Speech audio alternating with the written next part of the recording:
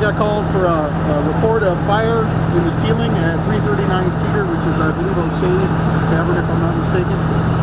Our first crew arrived on scene, engine 4, went in, everybody had already evacuated the building. They found some smoke. They were directed upstairs. They thought the fire might be upstairs. So long story short, as crews arrived, we spread out throughout the building. Crews got up to the second floor, started pulling the ceiling. 2 different crews found fire at 2 different spots up in the ceiling, so it already kind of gotten a hold in the attic. At that time, the incident commander called a second alarm. They were fighting the fire, about 10 minutes elapsed, fire breached the roof, and we went ahead and went to the 4th alarm just because we had crews on their second air tank already, and we needed bodies to refresh it. So at this point, it looks like the fire is knocked down.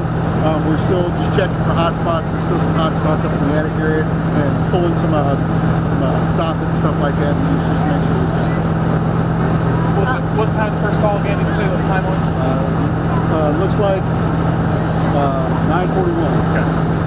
And electrical, do you have any idea? I don't have any idea at this point. So with the building being occupied, it's anybody's guess at this point what might have been going on. So I don't even know for sure if the fire was in the ceiling of the first floor or the second floor initially. It looks like there's some fire damage, maybe up in the ceiling on the first floor, but there's a lot of it up in the second floor. How much damage is the structure taking on? Yeah, I haven't had a chance to see upstairs. There's definitely a lot of smoke and water damage. Structurally, I think there'll be some damage upstairs, but I can't say at this point, what kind of damage it is. You guys know going in knowing there wasn't anybody upstairs living? Did you guys know? Well, we always do what we call a primary search when we get here, go in, just check, make sure everybody's in. They cleared the building when they went in to make sure. So. Right, and I know one of the things we know is a little bit, it wasn't real windy, but a little a little bit of gusts here and there. Does that ever play a role in fires like this spreading?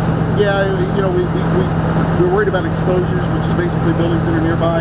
Fortunately, with this building, you got a street on 2 sides, you got a parking lot on the north side, and a pretty good distance to the west exposure. So, wasn't a real big concern. We did have some heavy fire with the wind coming out of what looked like coming out of the southeast, so it's blowing that direction, but nothing that gave us concern for an exposure. How long would you say it took you guys to get it totally under control? Oh, what time is it? 11? No, I think you probably had it controlled for about half an hour now, something like that. So probably about 10:30-ish. That's good. Thank you. Joe, anything? Thank you. All right. Thanks. Thank you. Appreciate it.